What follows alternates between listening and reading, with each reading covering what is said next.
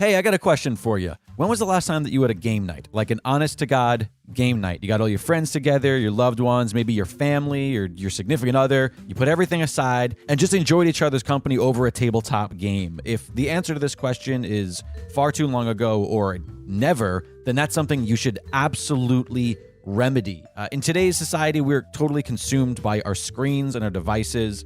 We work on them, we play on them, we communicate on them, and they have aided us in so many great ways. But unfortunately, those same devices that serve our online world sort of chip away at our offline worlds. We're social creatures. We as humans, we seek that face-to-face interaction, that human engagement, the warm bodies. And tabletop gaming is an absolutely incredible way to sort of fulfill those needs and to have a really great time. Luckily, there's Gamebox Monthly. You see, Gamebox Monthly scours the world and curates super unique indie tabletop games and sends them right to your door every month. The sort of stuff that you may never discover otherwise. And there are tabletop games for literally everybody, whether you are a couple, whether you're a raucous game night group of adults who enjoy bluffing and lying to each other all in the name of fun, or if you're families who are doing like weekly game nights in order to kind of reconnect and maybe grow together. It really is an all-inclusive activity for literally everybody. So let's get together and let's put down our phones and let's figure out what millions of people already know. We are in the middle of a tabletop gaming renaissance, and discovering games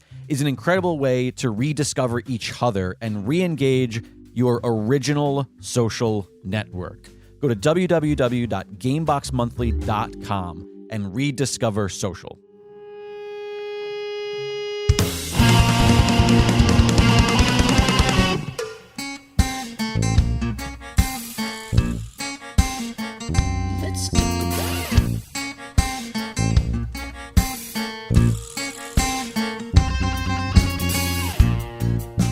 Hello and welcome to Elaborate. Thank you so much for tuning in. As always, I am your host, Jake Lloyd.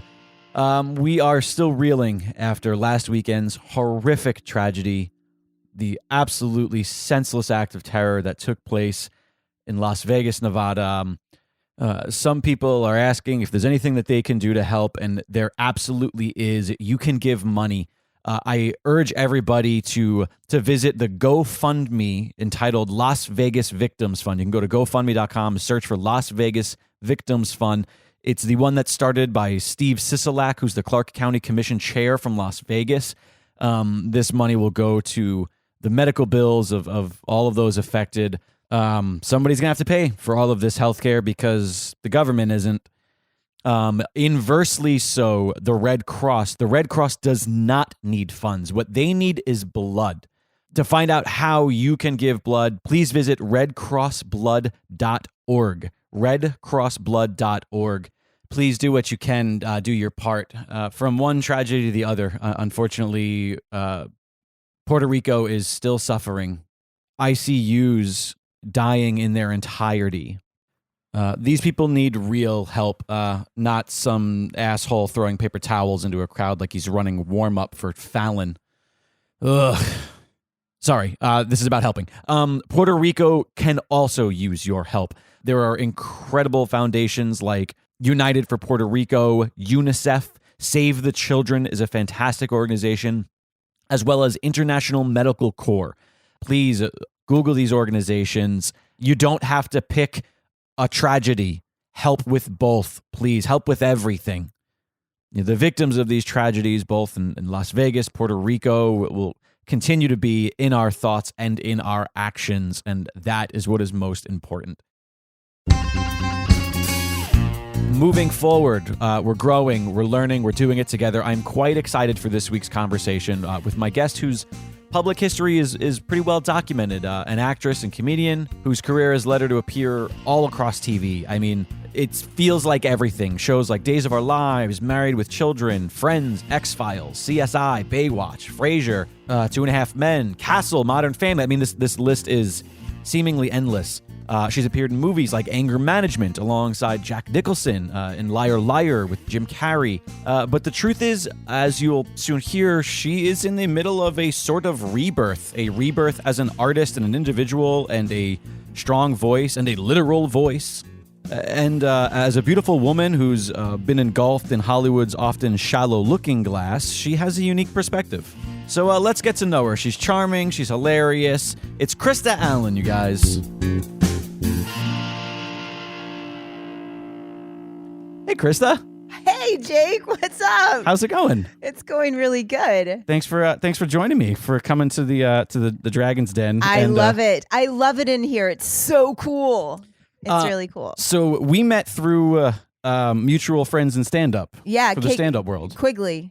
Quiggles, as I call her. Quiggles, yeah. Kate Quiggles, who I know through Johnny LaQuasto, a former guest of the show. Right. And I think we met. Did we not meet on that one shoot for like a fun little YouTube video you guys did? Yes. It was the cuddling PSA. Right. Yes. No cuddles. Yeah. The cuddling PSA. That I remember that. That was hilarious. If people haven't seen it, they should look for. What would they search for? Just like cuddling PSA, Kate Quigley. I think funny? It is. Yeah.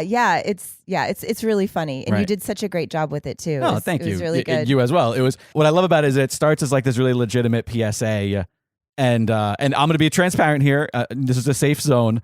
I show up and I meet you for the first time, and I know Kate, and I'm like, okay, these are really funny people. But the bit here is that at first it's this very serious, somber PSA with like people crying. It looks like people are on drugs. And I was just like, I was like, my question is are they going to be able to like live this and then make it funny versus making it funny from the beginning? Right. And I immediately judged everybody. I'll own that. I was like, I don't know if these girls like let's see if they. And then, oh my God, I have to commend the acting ability of all of you because it was so real. Yeah. I was really pleasantly surprised. Yeah. And it just shows that I'm always an asshole. Yeah, it just shows that you're such a judgy God, asshole. Listen, I'm fully aware and I'm trying. I think that's the most important part. No, it's not. No. Listen, that's why we're trying to change things. That's why I'm sitting down with people to better myself. This podcast, it's really just about me. Like that's what this is all about. Isn't it always about you, Jake? It's always about me. Isn't it always about us? Sound like all of my ex-girlfriends. But in any case, you're fairly new to the comedy world. Yeah. Despite the fact that you've been a comedic actress for a very long time. Yeah. You know what? But when I started out, God, I've been acting for over 20 years. Wow. And when I started out, I was basically, first of all, never took an acting class. Okay. I just came here and fell into acting, didn't really know what I was doing. And my voice was a lot different back in the day. So for you guys out there that are listening, your actual voice, my voice was really a lot more like this. Wait, was that something that changed? No, I think I was just really insecure and I really wasn't very comfortable with myself. So okay, wait, this is fascinating. Kidding. Like I just didn't have confidence, which is like I was super insecure. That hasn't changed. I was super insecure. I just didn't know what I was doing. And my vulnerable go-to when I didn't know what I needed, I was very uncertain. Really? So like your insecurity manifested itself in literally your voice and your sort of persona. I think it did. And when I was younger growing up, I would answer the telephone when people would call and they would think that I was a child, like a really young child. When you were like a teen or something like that, or a kid, people thought you were an infant. Wow. Yes, it was really funny. Wait, you said you came here. Where'd you come here from? I moved to Los Angeles from Texas. I moved from Austin, but I wasn't born in Austin. I was born in Ventura, California. Oh. But in Ventura, California, that was kind of a fluke. Because my mom was 9 months pregnant with me, found out that my dad had left and said, oh, I ain't going to take this. And so she jumped on a plane and found my dad. Holy shit. And as he opened the door and this whole big fight ensued with everybody, her water broke and in came my Krista. God. This sounds like a Lifetime original. Right? What? Wait, okay, so we just literally you just opened a Pandora's box of this show. You have no idea. I mean, it's crazy. So, your father took off and went to Ventura County from Texas. Yeah. And your mom showed up at his place. Yeah. at this lady's place. Oh, was he with the woman? He was with the woman. He had left my mom, and she found out through friends and whatever, and she was like, oh, I ain't going to take this shit. I'm getting on this plane. I'm going to get out there. I'm going to get this man. I feel like that is the most accurate impression of your mother, and I've never met her, but I know that that's perfect. It really is. So did anything change? Like, did your dad come back? Or Oh, did you no. know your father growing up? No. I mean, and funny enough, like my therapist is always like, you have daddy issues. And I'm like, you're ridiculous. I've never even met my dad. So that's why you have, but that's why. So, No. so the audience at this point is sick of my daddy issues, but for the sake of you not knowing, I will have to fill you in. My dad took off when my mom was pregnant with me as well. Really? And that whole chase down thing didn't quite happen that way. It was more so like somebody went and said, hey, your son is being born. You should get there. And he was there when I was born, but I don't know that he ever was like around really. Right. And I met him for the first time when I was 9 years old. How did that go? My mother, I love her to death. She did the best she could. She didn't make some great decisions. She literally brought me to family court to like sort of use me as a prop, so to speak. She's like, I'm gonna get some. Not I'm yet. gonna get some something. Yeah, it wasn't the smartest move, but ultimately it's how I met my father, and so it happened the way it was going to happen. In court, yeah. A little nervous. He's like a cowboy, and I'm like a Long Islander, little like nerdy. Oh, he's kid. a cowboy. Where's he Like from? Well, he's from Long Island, okay. but like at that point he's living upstate New York. He's got like a ranch with cow. So he's more like an outlaw. And so like imagine a 9-year-old boy who meets his dad, and his dad is like the cowboy hat and the boots, and I'm just like, oh my god, this guy is the best. You right. At 9 years old, you don't go like, no, yeah, whatever. You're just like, this is my dad. Right, exactly. Yeah. So in the daddy issues club for sure. Yeah. But you never met him. Well, I met him later. I was just joking about that. Right. I've never met him. I did meet him later. How later? My dad ended up moving to Dubai, to the United Arab Emirates. He was in oil. And he was also somewhat of a con man, I guess. Like he got in trouble for some stuff that happened, like with, I think, infiltrating money and stuff like that. Jeez. I don't really know the whole story, but there was some shadiness to his. Basically, what he would do is when I would meet him when I was younger, let's say, I think I met him I definitely met him sometimes, but that my memory of my dad is he would come home from Dubai.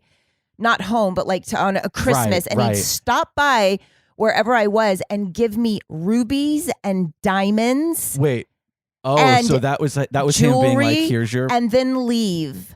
And my mom would just pocket that shit. Right. And, she'd be like, you can have this when you're older. Right. I never got that.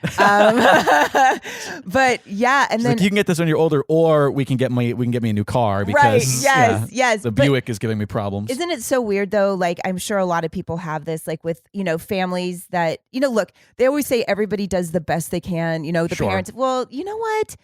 I guess I literally just said that about my mother 10 minutes ago. Right. It's she's doing the best she can. Right. Yeah. And at some point you just got to go, okay. Could have done a little better.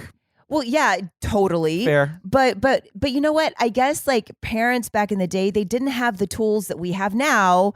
There's so much shit out there about even just law of attraction or just amazing self-help books. Right, yeah. And there's all this stuff out there, and they didn't have that. And it was such a different thing. An awareness of mental health, of personal issues, of introspection, of like these sorts of things that were not talked about years and years ago. Right. But then we go into our lives basically, like for me, for sure, I go into my life with all of this shit of belief systems about how the world is supposed to show up for me. Right. And up until just very recently, which is why I started my podcast too, because I get to do this stuff with it. Sure, but of course. Up until very recently, I was looking at the world like it was me against the world. Right. And like, quote unquote, nothing ever works out for me, or this person's going to fuck me over, or of course this is happening. Sure. And that is all, I think.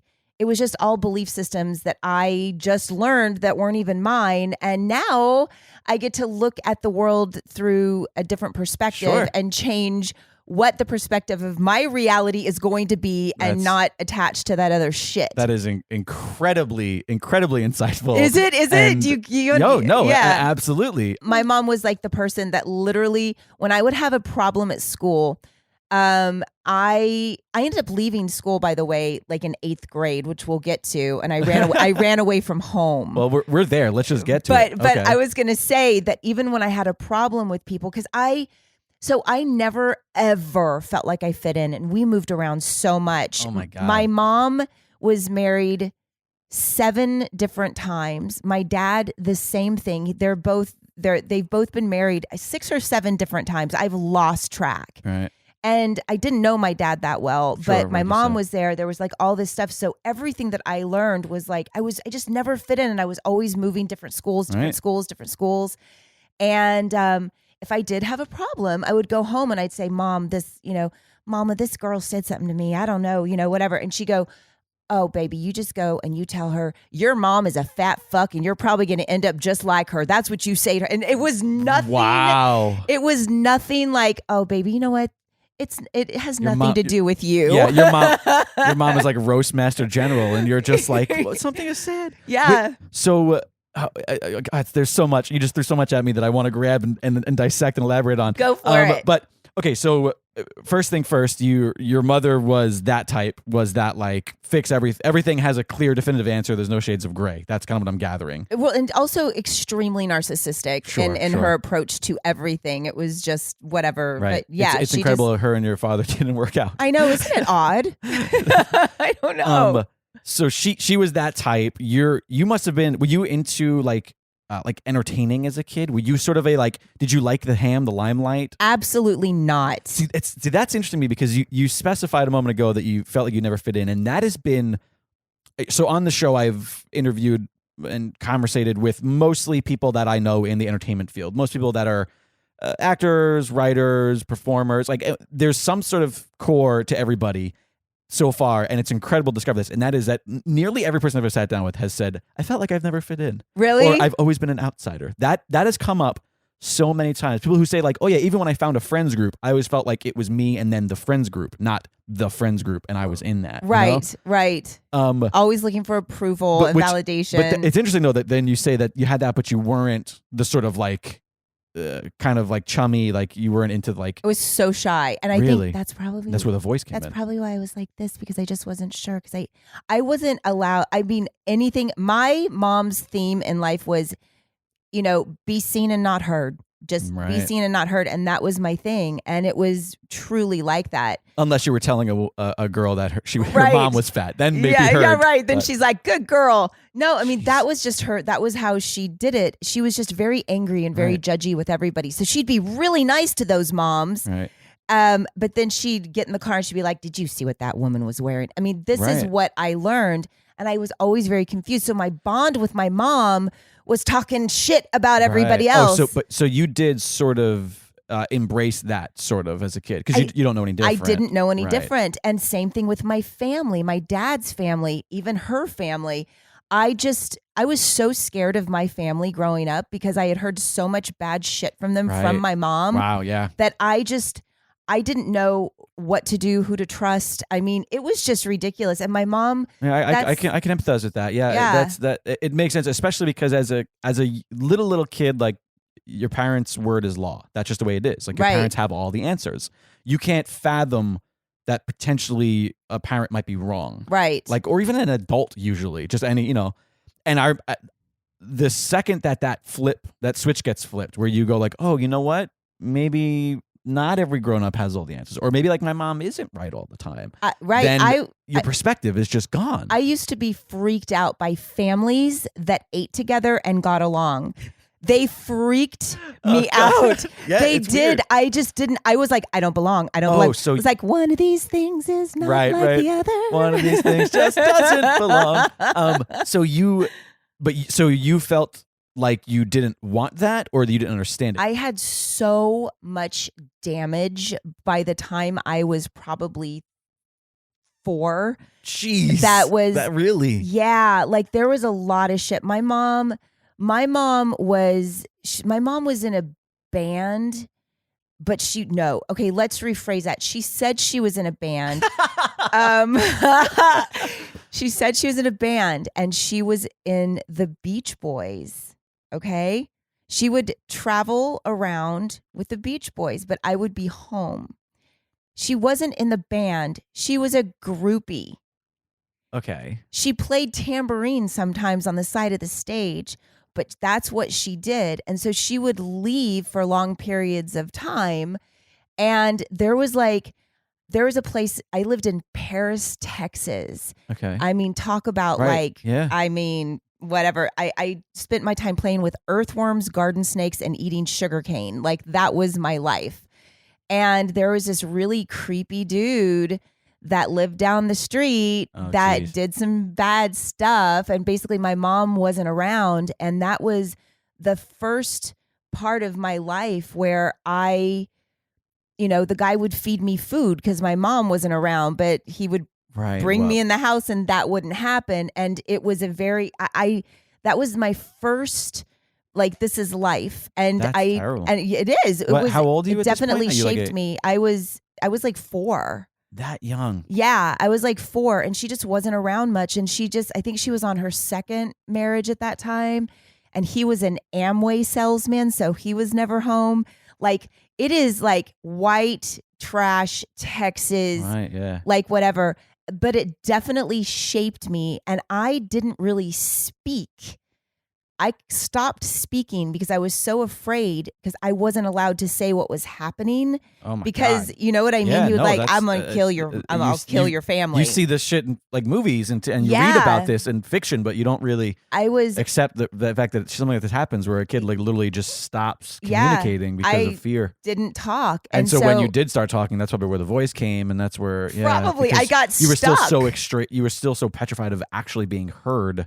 Or petrified of stepping on somebody's toes or getting yelled at. Yeah, and my mom would be very upset with me. Like, I used to hide behind her legs, even at family function, and just hold on and close my eyes. Like, that's insane. And it was ridiculous. But my mom would get frustrated and like push me off of her, and be like, "What are you doing?" And she'd just make fun just like not like.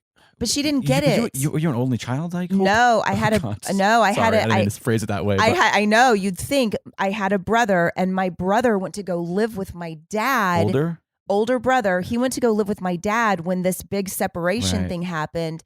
And I guess from what I understand, my brother and I were very close, and then he was ripped away from me. Yeah.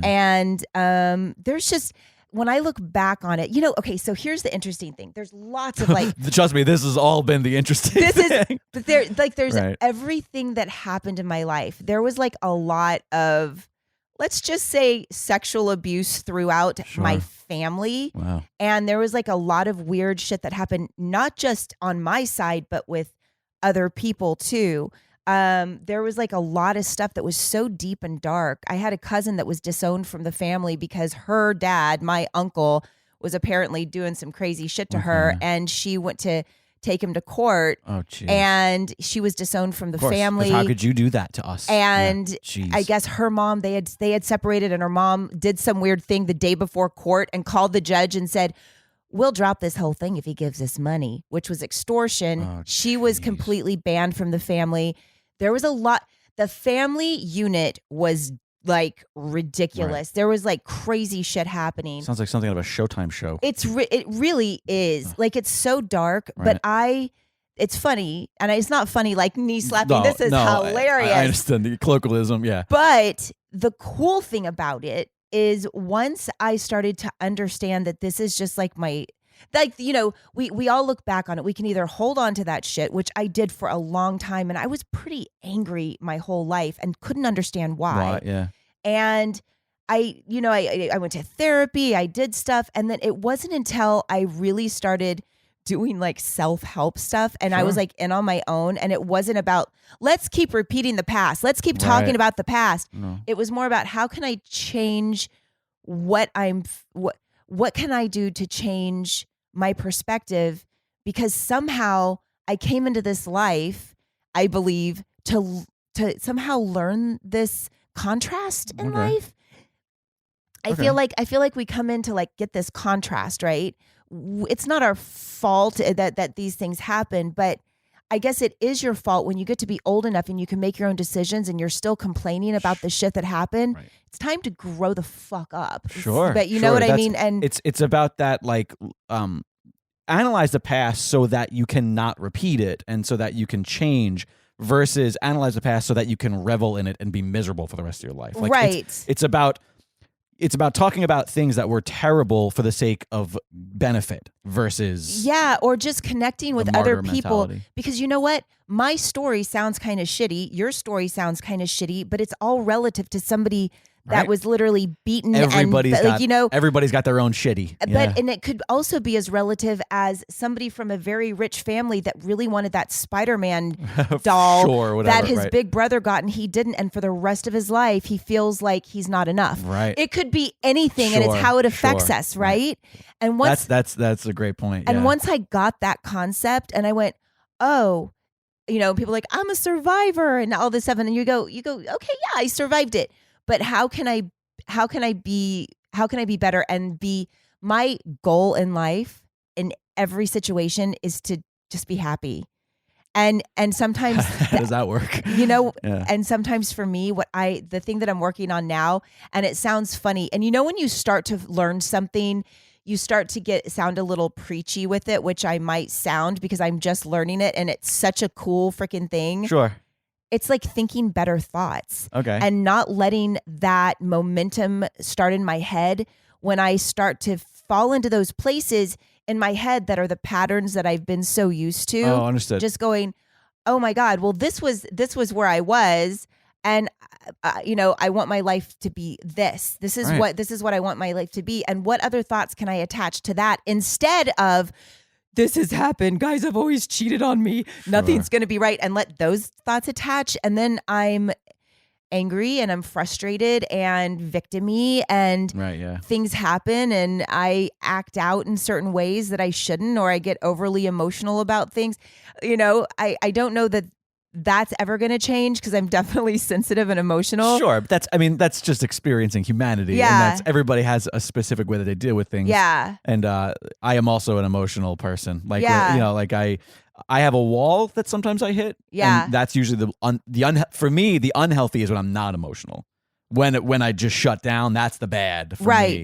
Right. Whereas some people, they need to all right, you need to bring back the emotion. I need to just let the emotion happen. That's sort of, where my spectrum. So can we I want to ask you about this. I want to ask your thoughts on this because this is where I've been going lately. And I swear to God, Jake, it is changing my life. Okay. It's about being in alignment. Okay. Right? It's about truly being in alignment because I feel like I hope your listeners aren't just like tuning out Everybody right now. just cringed to oh, geez. But No, it okay. is. Okay. But it's like being in alignment with like the best person that you can be, Sure. which whatever that's connected to, whatever you believe in, whatever. And the reason that I believe that I feel bad in those times when I'm thinking negative shit is because that's not in alignment with the full of who I can be. So that's what I'm talking about with the alignment. I use the term balance a lot. Oh, hey, my phone's going off. I'm such a professional. It's somebody calling you saying, tell Krista to shut up about this alignment shit. It's actually somebody being like, hey, be a professional. But anyways, so I don't necessarily use the term alignment, but I always talk just about balance. I mean, it was similar. Exactly the same Like, thing. for me, Yep. my big problem is that, like you seem, we haven't quite got there yet, but like I'm creative in nature. And when I'm not creating, I generally am in a bad mood. Lose your shit. Yet yeah. simultaneously, if I'm in a place where I can't consume and shut off, because I'm also like, I'm the type of person where it's like, listen, sometimes I need to just like literally do nothing and spend an entire day watching 5 movies. Yeah. Like I literally or just doing nothing and going up to the mountain here behind the house and just like spending a couple hours up there. Like I need that shut off. And so for me, it's all about kind of finding the balance. That's it. And both of those things sound more like time management issues, but for me, they're mental issues. I recently discovered, I've talked about this once or twice on the show, maybe I haven't, but like 3 years ago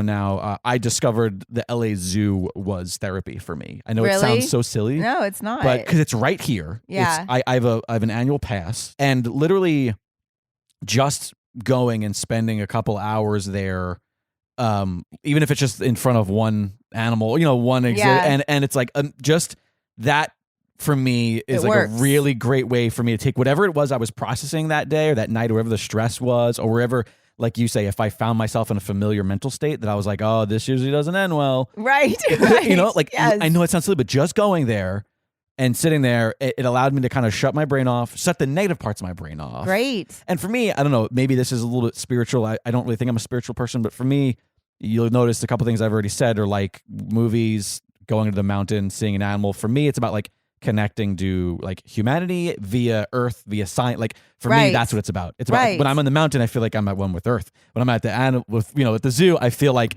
I'm connecting with this living creature. And when I'm watching a movie, I tend to not watch like the sci-fi spectacle as much as I'm into the nerdy shit. When I need to like stop and binge something for self-help, it's usually like I like the indie dramedies. I like the life portraits. I like the real world dramas. That's the sort of stuff because that's where I kind of find my alignment, so to speak. Yeah, so alignment or totally balance. Balance is a great word. I actually might like that more because it doesn't sound so hooshy-pooshy. You know what I mean? Well, for me, because alignment, what's nice about alignment is that alignment could be a wide variety of necessities that all need to be in a row. Whereas for me, balance is more about like my two sides. Like for me, it's more binary. Right. Right. I don't know. It's really cool. It's like just kind of, you know what it is? It's retraining your brain. It's retraining your brain to your belief systems, right? And a belief is just a thought that you keep thinking. So why not change the thought? No, and right? It makes sense, I mean, and so that's where I'm going right now. I think the problem people have with that is that it sounds too simple. Right. You know what I mean? And it falls into that sometimes easier said than done category. Right. But if you try it, I shit you not. When I first started trying to do this and I was like, this is dumb. How do I not think about the fact that blah, blah, blah, blah happened? Right. Yeah. And then I go, well, I don't feel good right now thinking about it. So let me go general with my thought and go, okay, I love my dog. I love my kid. I love whatever it is. And I'm like, okay, that feels better than this shit, just to get out of that. And then somehow I start to find solutions to whatever it is that I am dealing with. And then things get a little bit easier.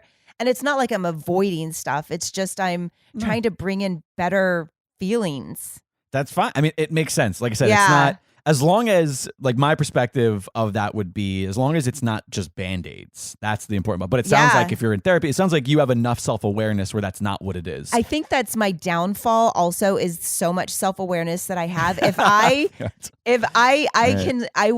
am obsessed with just figuring things out. And if I just want to figure it out. I want to figure out why I'm feeling this way or what's going on with someone, and I want to teach people. And I bet you that goes hand in hand with what you said before about like insecurities. Like generally, the more self-aware somebody is, the more insecurities they have about themselves, because guess what? They're self-aware. Right. So they can see their flaws honestly.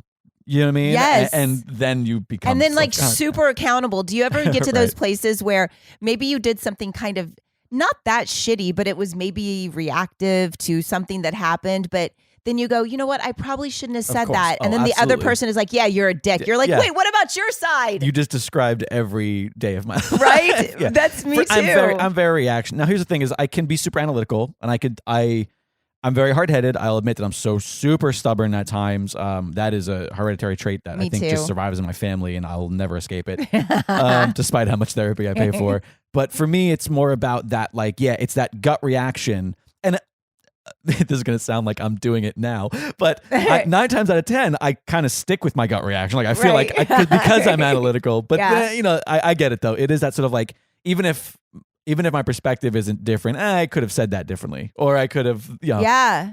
And also for me, it comes from that sort of always being an outsider. And when I was always an outsider, the way that I dealt with being an outsider was learning to get a reaction, which is why I got into comedy, why I got, you know what I mean? Like, and the problem is when you spend your entire life training yourself to get a reaction, and then you're in a dramatic or a serious or a situation with a loved one or a friend, and your first reaction is like, what can I say right now to get a reaction? That's not healthy. Right. Not healthy at all. Right.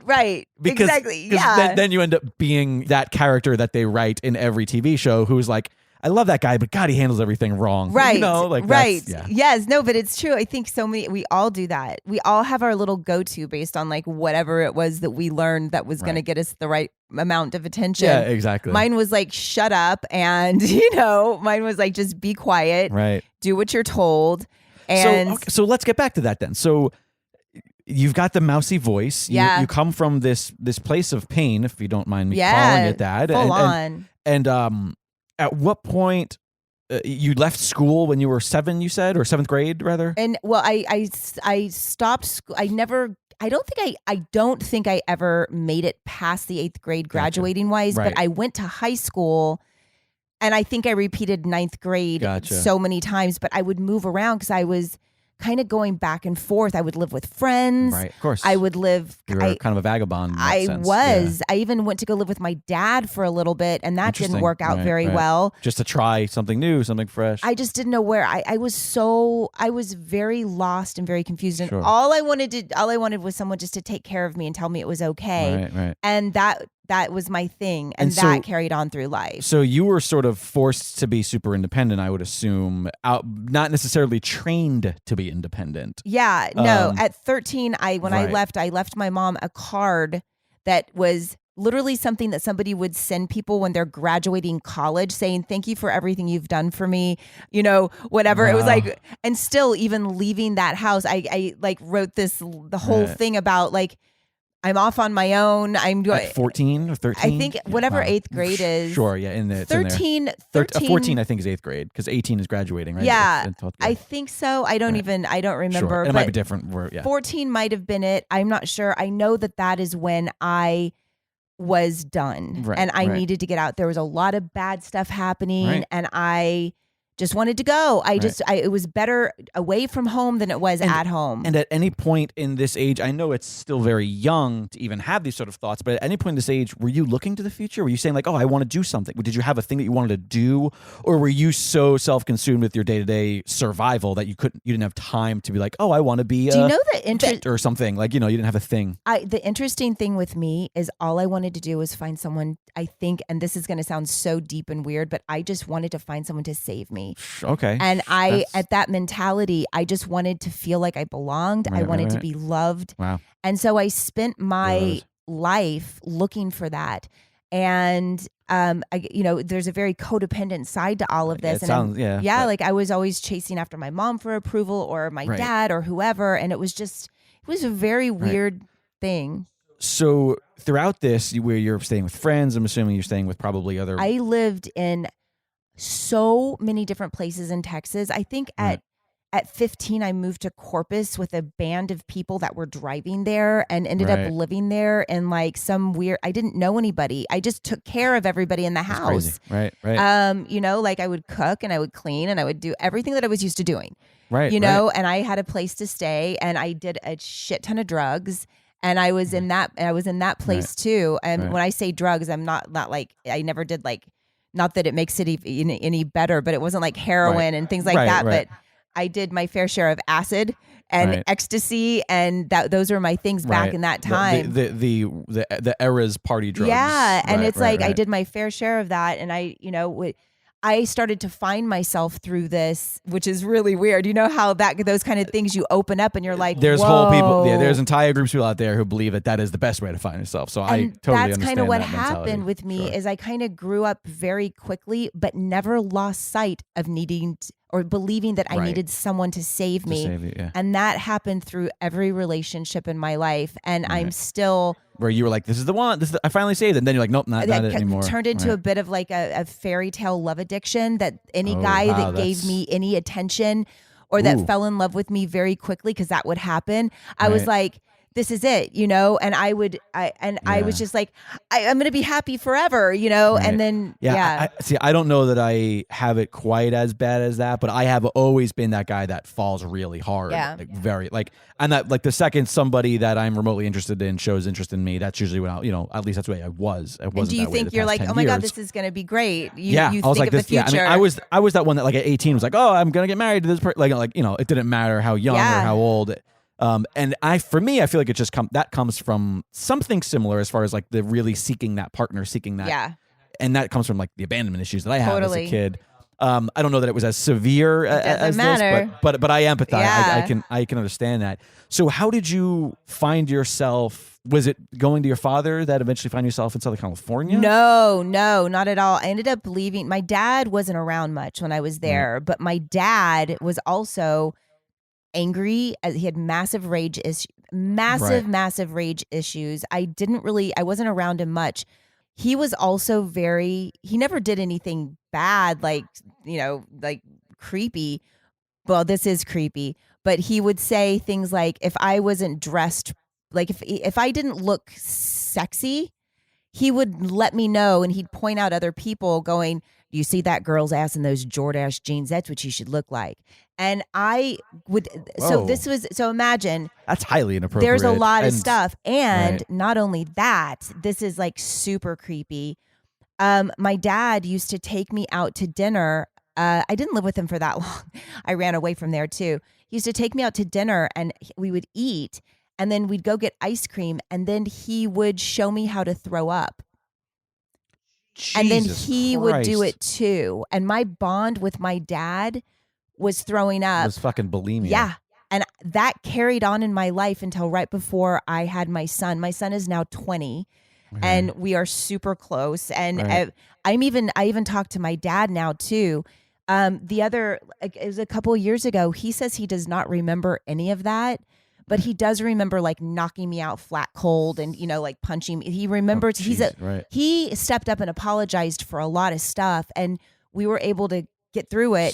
The apology was everything in the world to me. Oh, right. Just an acknowledgement. Yeah. Oh my God. I keep bringing this up, but I don't even care, because I don't care if I repeat it 1 million times, especially since you said that thing about your mother. I have to ask you, have you seen the television show Casual, the Hulu original Casual?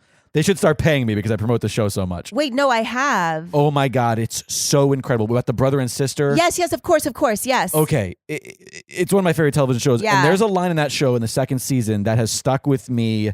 And that is, our parents spend an entire lifetime waiting for a thank you, and all we expect is an apology. Oh, that's so good. Right? Yes, it's so true. It's so poignant. It's so poignant. So I understand that even if it was even if it was an apology for the smallest thing on the list of things that need apologizing, it's just hearing lifted, from my dad. I'm so sorry I wasn't there. Right. My mom and I used to fight all the time, because Mom would go, "Oh, Krista, we're not going to rehash this," and I would go, "But God. Mom, I want to talk about under it." the carpet type of right. But this is the cool thing. As I've started this process of thinking a better thought, not going back into it, trying to shift the things that I'm feeling, I shit you not, and I am not kidding. This was a month and a half ago.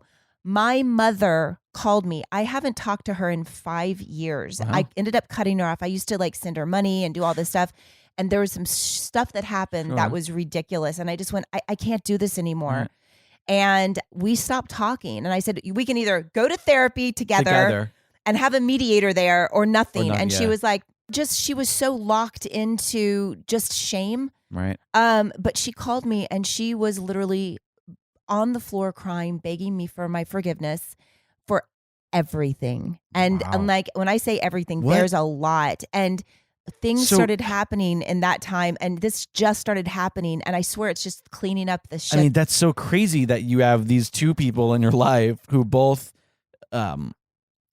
let's say, contributed to my victimness, to many of your problems. Yeah. And then at this point, seemingly fairly recently, within a small window, have both been able to sort of at least become slightly introspective? Absolutely. I don't know. Just say, I'm sorry, and just go, I'm so sorry for the things that I've done. Right. And even as up to the recent stuff. And I swear it was just like this moment where I was like, I'm doing something right. I'm doing something right. I don't know what I'm doing, but I'm doing something right, because I'm able to bring this in, because that's the way I want to see the world. Right. I want to see the world when people fuck up and they go, you know what? I'm sorry. And I go, man, it's cool. Thanks for the apology. Right. Or, you know what? Right. If it's on me and they go, you know what? You really hurt my feelings, to where I get to go, yeah, you know what? I'm sorry about that. That's that's it. Right. That's life. That's happy life to me. And then everybody just is happy. That's so stupid. It's a really incredible mindset. It's sort of endearing and desirable. It's desirable. That's a good word for it too. It's very desirable. But so At what point do you break from that? I mean, obviously, I'm sure that you never fully break from the sort of victim mentality or just sort of that, like the fear-based desiring somebody. You seem to now be extremely aware. You seem to be strong. You seem to be confident. You no longer have the mousy voice as you once explained. I know, it's crazy. So I'm trying to, I guess, I know that there's probably a million things. We could probably talk for 5 hours. I can guarantee you this is not going to be the last time you go on the show with me. It'll be part 2. Oh, no, there's going to be a part 7, I think. But just for the sake of sort of kind of putting a button on this sort of path. Yeah. At what point does the voice come? At what point does the confidence come? Because again, there's so many different avenues here, because there's something to be said, if you don't mind me saying this, and I'm going to, again, this is a safe space, I hope. Yeah. Like you, from what I'm familiar of your work, like you spent a lot of your early career as an actress playing the hot girl. Oh, playing the girl, literally, like you have a credit that's called MILF on one of your projects. Like, so coming from that sort of background where you're incredibly self-conscious. Your mother is clearly not aiding as a very, very little kid about, oh, tell her she's going to be fat. Your father is essentially creating bulimia in you. Did that kind of play? Because again, I'm worried about saying this stuff. I hope that I'm sure. Don't be worried at all. Because I feel like most people's perception of somebody like you in the entertainment industry is like, oh yeah, she's the hot girl, and that's the face value. It was the hardest thing that I did. Yeah, dealing with that in the entertainment industry and in your career, like. But let me say this: I was cast as that because if you look at my life, there was a lot of sexual, shitty, gross stuff that happened to me. Okay. My dad did this stuff. I was never like whatever. So I spend my life thinking, oh, the attention that I get is to be sexy. Do you know how many women in this world look at the Instagram people that are doing this stuff or whatever it is, and they're like, I need validation because that's I'm our sexy. Society now. Yeah. Right. But there's that. And I think once I went, that's not me. And that's why I'm angry. Because I'm funny and I'm smart and I'm a good writer and I, whatever. Right. And I started to give myself these things. I was like, and I would get mad playing those roles because I wanted to play the hero. I can imagine. Yeah, of course. So that stuff was not necessarily destructive to you, but it did chip away. It chipped away at my, I knew I was more than that. And so the beginning of my career, and anybody that knows me at the beginning of my career, I would show up on set, but I was pissed. I was not a joy to work with. Which is, it's interesting too, because I mean, as a man, as a extremely privileged white dude, as literally the luckiest coin flip that I could get in life, I could only assume the perception is like bitterness. Yeah. Like, was there ever a point where women were like, oh, well, you're the problem? Well, at that time, when I was doing it, let's say that was like from 2000 to 2008. So that was a while ago that I was like Maxim, FHM, Stuff Magazine. I was on Baywatch Hawaii. I was doing all this shit. I just was doing what I thought I was supposed to do, but I was never given the tools to have enough faith in myself as an actress, yet alone a woman. Wow. You know what I mean? Yeah, of course. And here I was a mother at that time. And that was where, you know what? I think that's where I started to look and go, I have a son and I am a single mother. I don't want him seeing me like this.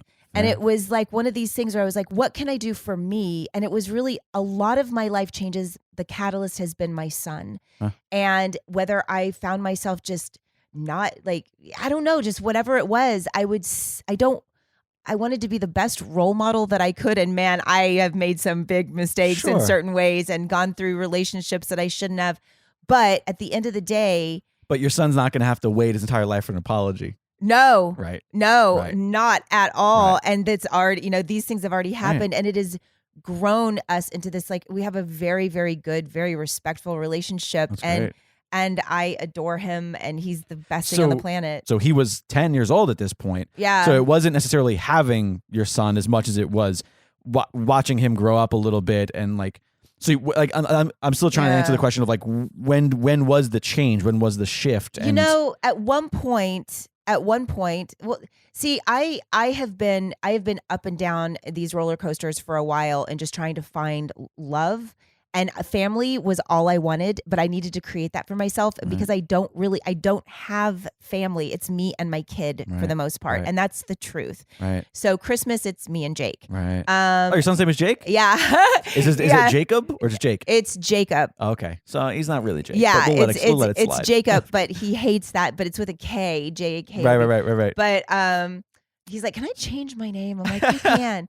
But it's us. And then I have this amazing family of friends that I'm so blessed to have that run like 60 deep. You know what I mean? I don't go home for Thanksgiving. I don't really see my mom. I think I went to see my mom this last Thanksgiving and it was super awkward. And I did it for my son, but it was weird, and I was just like, didn't want to talk about anything personal, you know? Sure, yeah. It was like news, weather, sports. Especially if your mom is the type where it's like, oh, let's not rehash that. Yeah.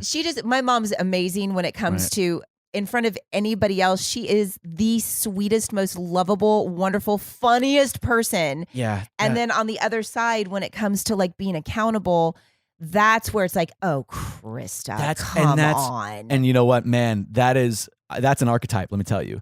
That's what I'm worried about myself sometimes, where I'm always like, oh, well. Do I do that? Am I also awful? Yeah, but no, people, yeah. No. But again, that's the self-awareness that our generation, I think, has a lot more so of. We definitely have a lot more self-awareness. So you found your voice. Again, I feel like this could go on for 20 hours. When did it happen is what you're saying? Well, no. I think you kind of answered it. It was sort of around the time that you were, 2008, 2009, when you were sort of. It actually didn't happen 2008, 2009. It happened after a big blow. I got married to a guy he was a 5'6" Persian cage fighting rapper from. Okay, wait, I'm sorry. We're gonna have to stop this right now. He was a 5'6". Are you sure he wasn't? Are you sure he wasn't a character from like SNL? Because this sounds like a sketch comedy character. He found me on Facebook, and we had mutual friends. I thought he was gay, but he wasn't. And he was like this rapper dude, and he was really funny and so charismatic. And my son basically fell in love with this guy. And I basically at that time let an 11-year-old tell me who I was going to marry. I was so desperate to have family, but I didn't realize that it wasn't really about family. He needed a green card. Oh my God, Krista. Your listeners are like, get her out of here. He really needed a green card, and I didn't know this. So he was I think he was a sex addict too. There was like all this weird stuff going on, lots of cheating. It was after that when I left, and I took off with 70 cents to my name. Jeez. And my son went to go live with his father, which was a terrible thing. Mistake. And just for like a year and a half. And that was terrible. There was all these things that happened, basically. These series of events that keep happening that were the same types of events and letdowns that I've had my whole life. Yeah. And it was when I looked back on everything and I went, the same shit keeps happening. When can I change it? Right. And what can I do about that? Because I am not this weak ass person. Right. I am not this person. And that's when I started going, no. Right. And then I got angrier. And that anger turned into a lot of, this is going to sound cheesy, but self-love.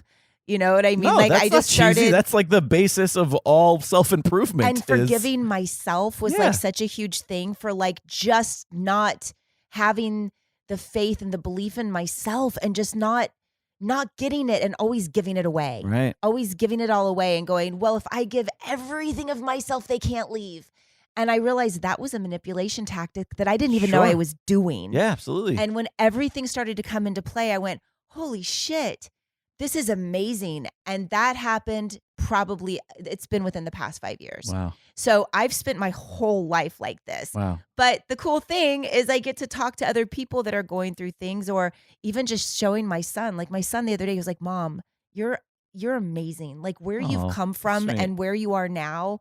And it's not like, and I'm just talking even in my career and just being out there and being confident in my comedy, being confident as an actor. That's what he was talking about. Sure. He was like, if you look at the stuff you used to do and what you're doing now, he was like, holy shit. And that coming from my kid, I was like, oh my God. Good. That makes me a little emotional. Yeah, that's gotta be incredible. He was like, it was amazing. Yeah. And I've just, I don't know. There's something about just not, it's about giving up the fight, but just giving into trusting that you know what?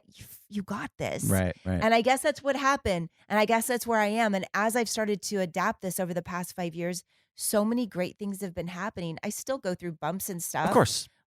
Every but day. That's the thing is like, it's not, there is no fixing yourself. There's only working on yourself. Yeah. My mentality, and this is what I will say about Krista pre all this. I had a victim mentality that ran so deep that there was no other way that it couldn't show up in my life, and it did. Right. And once I realized you were a career victim. Absolutely. Yeah. And I didn't even realize it. I just needed to talk about it. I needed to say, oh, this person did this. Just like what I just said about, I married this guy and he wanted, of course that's going to come into me. Yeah. Because that was where I saw, that's what I believed. Right. Changing those thoughts has done a lot. Right. So I don't know. It's weird. Well, I mean, again, I feel like, I feel like we could probably, there's so many threads that I'm dying to pull right now, Krista. I mean, I am dying to pull. I'm like a cat with there's just yarn everywhere. So I'm begging you have to come back. I totally and we will. have to do this again because there's so many more things that I'm desperate to learn about. And I feel like there's a lot of things too that maybe we sort of glossed over that you mentioned that I'm like, well, you know what? This is also something that might play a big part. These were the nuts and bolts. Right. These were just like and also a lot of these little tiny threads are things that aren't necessarily like, oh, this is the grand scheme overview of Krista Allen, as much as like, here's a thing that you can actually sort of apply to your day to day. Right. If anybody out there that's listening is like, oh my God, I feel the same way. And then somebody can connect on that level and go, you know that feeling when you're with somebody and you're like, oh my God, I'm not alone. Right. I'm not alone. Yeah. I'm not crazy. I felt like a victim my whole life. Oh my God, I need to change. And then you're like, yay. And none of us are alone. We all have each other. And it's really cool. Okay. So this is definitely going to be a part 2, 3, 4, 5, or however many we can do this.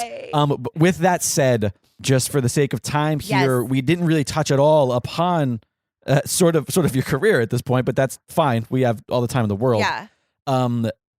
Right now you are, you started a podcast of your own. You're doing stand-up. Yep. How can people that are interested in sort of seeing the landscape of the Krista Allen performer right now, how do they do that? You know, and where do they go? What do they see? So you guys can follow me on Krista Allen XO on Instagram and Twitter. And then my Facebook is, I think, Krista Allen XO too. I don't know.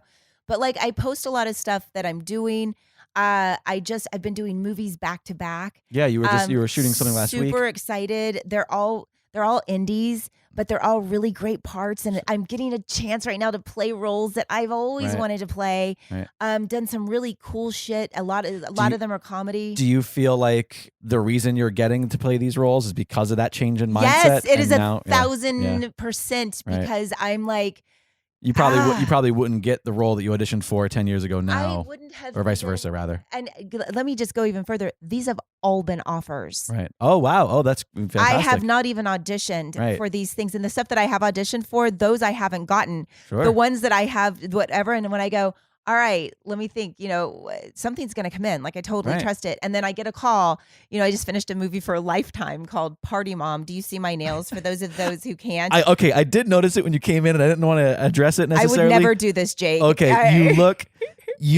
Your nails are like pointed. First off, they don't have a round tip. Did you see there's bejewels on them? Oh my God, I didn't see that. Yeah. You have little like diamond bejewels, inverse French tip, I guess is what that's I have no idea what this is, but they look like talons. They're freaking talons. I get to take them off now, but I just haven't had a chance. I wasn't going to say anything. I was like, she has interesting nails. I don't wear any nails. I can't even play guitar. I tried to play guitar the other day. It didn't work.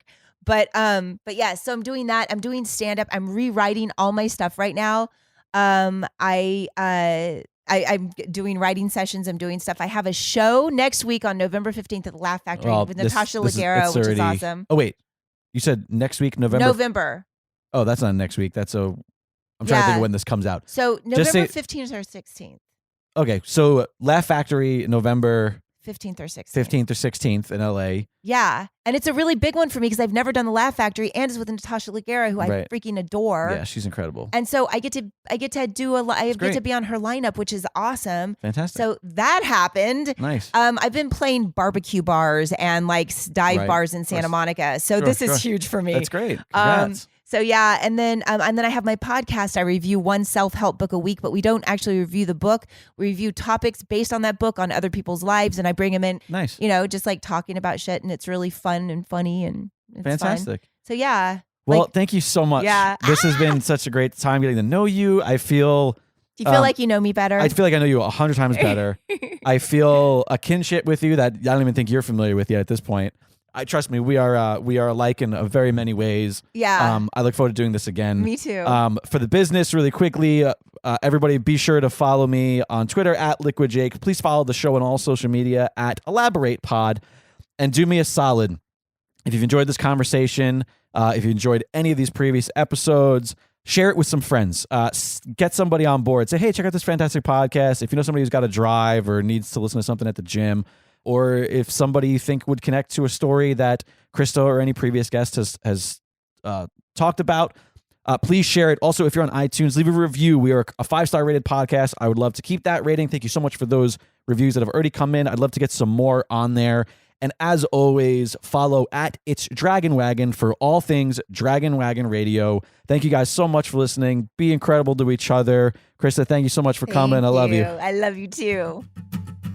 Hey guys, I'm sitting down with Zen Zenith, host of the House Show Show. That's me. That is you. Tell us a little bit about what the House Show Show is. All right. Well, the House Show Show is a live event series and podcast where I have different guests on each week. So like in the first episode, we had Tiny Stills, who's this awesome singer-songwriter from here in Los Angeles. And she came on, played a couple songs, real stripped down, intimate style. And then I sat down and chatted with her and did a Q&A with the audience. And it was a lot of fun. We talked about depression and we talked about what her songwriting process is and how she really wants to write songs that make good AIM away messages. That's fantastic. So you're not afraid. You're not afraid to get serious. Yeah. Not afraid to have some fun. Yeah. It's a live show, so anything can happen, which is part of the fun of it.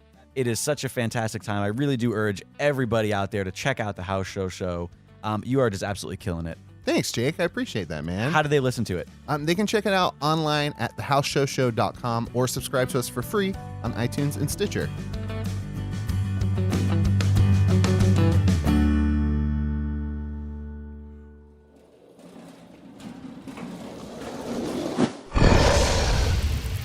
It's Dragon Wagon.